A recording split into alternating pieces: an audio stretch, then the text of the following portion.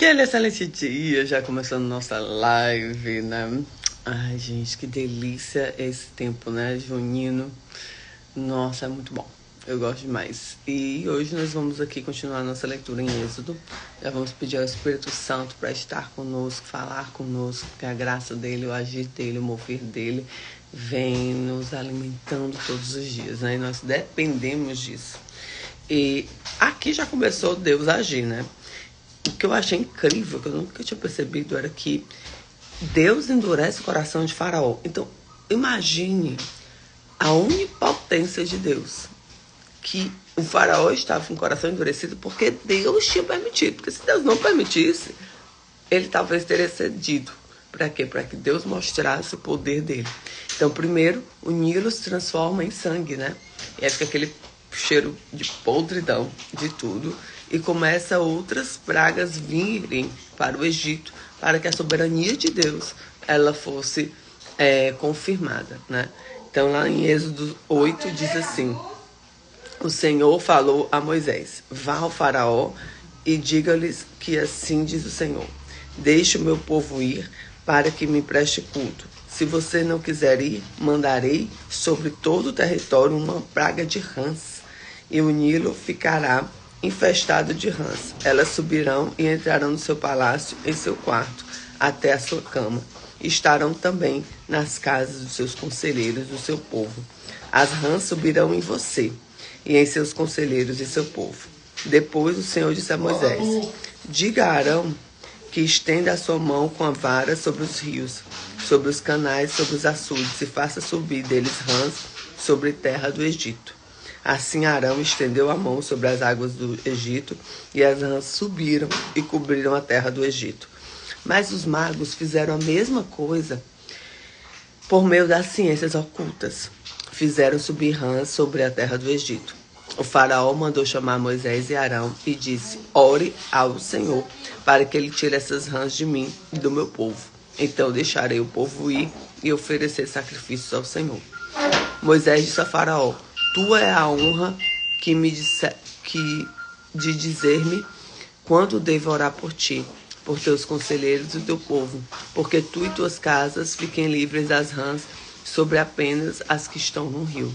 Amanhã, disse Faraó. Moisés respondeu: será como tu dizes, para que saiba que não há ninguém como o Senhor, o nosso Deus. As rãs deixarão a ti, e as tuas casas, os teus conselheiros e o teu povo sobrarão apenas as que estão no rio. Depois Moisés e Arão saíram da presença do Faraó. Moisés clamou ao Senhor por causa das rãs que enviava a Faraó, e o Senhor atendeu o pedido de Moisés. Morreram as rãs que estavam em casas, nos pátios e nos campos. Foram ajuntadas em montões, e por isso a terra cheirou mal. Mas quando o Faraó percebeu que houve alívio, obstinou-se em coração e não deu mais ouvidos a Moisés e a Arão, conforme o Senhor tinha dito. Então o Senhor disse a Moisés: diga a Arão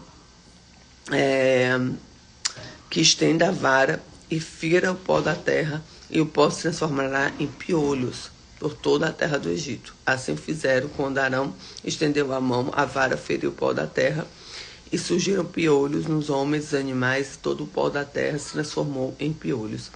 Mas os magos tentaram fugir de piolhos por meio das ciências ocultas e não conseguiram. E os piolhos infestavam homens e animais. Os magos disseram a Faraó: isso é dedo de Deus. Mas o coração do Faraó permaneceu endurecido. Ele não quis ouvi-los, conforme o Senhor tinha dito. Depois o Senhor disse a Moisés: levante-se bem cedo, apresente-se a Faraó quando ele estiver indo nas águas. Diga-lhes que assim que diz o Senhor: deixe o meu povo ir e me preste culto. Se você não deixar o meu povo ir, enviarei enxames de moscas para atacar vocês e os seus conselheiros, o seu povo, suas casas. As casas dos egípcios, o chão pisaram e se encherão de mosca. Mas naquele dia tratarei de maneira diferente na terra de Gozém, onde habita o meu povo. Nenhum enxame de mosca se achará ali, para que saiba que sou eu, o Senhor, o seu. Estou nessa terra e farei distinção entre o meu povo e o seu. Este sinal miraculoso acontecerá amanhã. E assim fez o Senhor. Grandes enxames de mosca invadiram o palácio do Faraó, as casas dos seus conselheiros, e todo o Egito e toda a terra foi arruinada pelas moscas. Então Faraó mandou chamar Moisés e Arão e disse: vão oferecer sacrifício ao seu Deus, mas não saiam do país. Isso não seria sensato, respondeu Moisés. Os sacrifícios que oferecemos ao Senhor, o nosso Deus, não são sacrilégios para os egípcios. Se oferecemos sacrifícios que pareçam sacrilégio, isso não nos levará a nos apedrejar. Faremos 3 dias de viagem no deserto e endureceremos o sacrifício do Senhor, nosso Deus, como ele nos ordena. Disse Faraó: eu os deixarei ir e oferecer sacrifício ao Senhor, o seu Deus, no deserto. Mas também não se afastem muito e orem por mim também. Moisés respondeu: assim que sair da tua presença, orarei ao Senhor. E amanhã enxames de mosca deixarão o Faraó, teus conselheiros e teu povo. Mas o Faraó não volte a agir com falsidade, impedindo que o povo vá oferecer sacrifícios ao Senhor. Então Moisés saiu da presença do Faraó e orou a Deus. E o Senhor atendeu o seu pedido. As moscas deixaram o Faraó, seus conselheiros e seu povo. Não restou uma só mosca. Mas também dessa vez o Faraó obstinou-se em seu coração e não deixou que o povo saísse. Então ele ficava negociando ali com Moisés, mas ele não cumpria a palavra dele, né?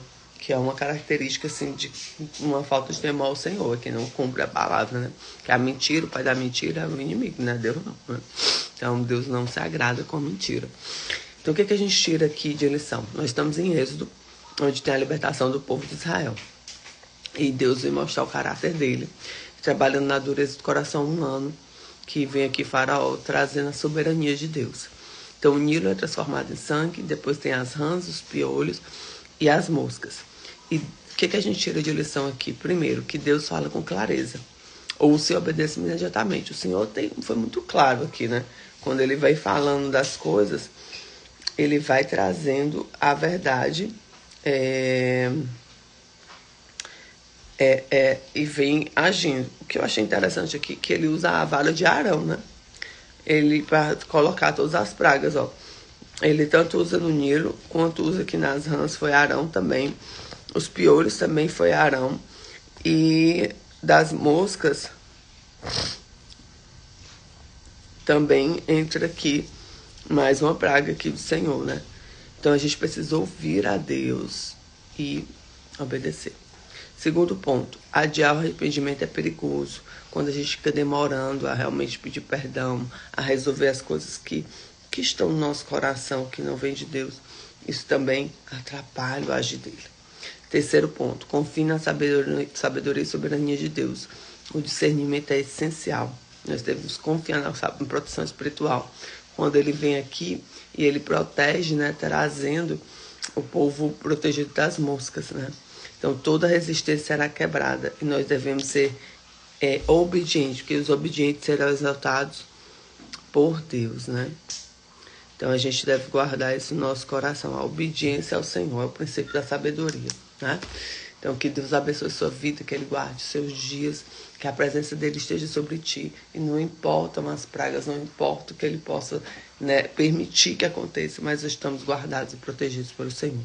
Que Deus te abençoe, que a sabedoria do Senhor esteja sobre ti, esteja atento à voz de Deus, esteja atento ao agir de Deus, porque isso muda a nossa vida, né? Amém, amém, Roberta, amém, Vera, Deus abençoe a vida de vocês. Que o Senhor esteja sobre a tua casa, nenhuma praga, nem nada irá entrar naquilo que o Senhor está protegendo. Nós temos a proteção do Senhor, mas nós devemos andar em obediência. O que libera a obediência sobre nós, o que libera a proteção de Deus sobre nós é a obediência, a santidade. Santidade não é eu ser perfeita, mas eu buscar andar de forma com os princípios do Senhor. Amém? Fica com Jesus, que Deus te abençoe, que a graça dele esteja sobre ti e que a presença dele te invada nesse dia. Fica com Jesus.